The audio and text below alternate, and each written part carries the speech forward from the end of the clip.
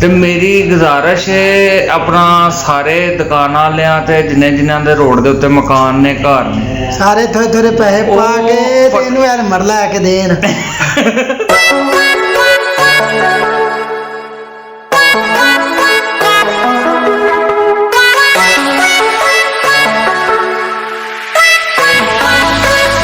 ਲਿਆਸ ਭਾਈ ਜਾਨ अब हमारा हेयर ड्राई कराया वो कलर कराया ਹਾਂਜੀ ਵਿਆਹ ਜਾਣਾ ਸੀ ਤੇ ਮੈਂ ਕਿਹਾ ਡਰਾਈ ਕਰਾ नहीं तो मुच्छा नु ही करा लिया भरवटिया नु ही करा लिया ਇਹ ਸਾਰਾ ਸਿਸਟਮ ਇੱਕ ਕਰਨਾ ਪੈਂਦਾ ਨਾ। ਇਹ ਜਿਹੜਾ ਮੇਕਅਪ ਕਰਨ ਵਾਲਾ ਸੀ ਨਾ ਉਹ ਬੜਾ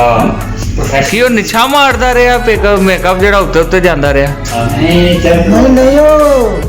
ਪੱਖਾ ਤੇਜ਼ ਚੱਲਣ ਡਿਆ ਸੀ ਨਾ। नागरी ना देख लो ਹਾਂ ए माशाल्लाह साडे पाकिस्तान दी सड़कां ने लियास भाईजान नु असां ना कुछ एक काम घल्लिया सी ते ए वेखो लैके आए ने कोई थोड़ा सारा समान A1 वालियां दे दही भल्ले ते ਇਹ ਚੀਜ਼ਾਂ ਲੈ ਕੇ ਆਏ ਨੇ ਤੇ ਇਹਨਾਂ ਦਾ ਜ਼ਰਾ ਹਾਲ ਵੇਖੋ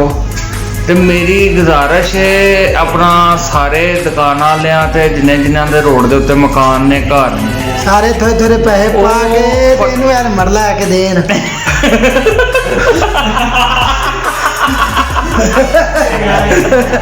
ਤੁਸੀਂ ਭਲਾਈ ਕਰੋ ਆਪਣੇ ਨਾਲੀਆਂ ਦਾ ਪਾਣੀ ਸੜਕੇ ਸੁੱਟ ਦਿਓ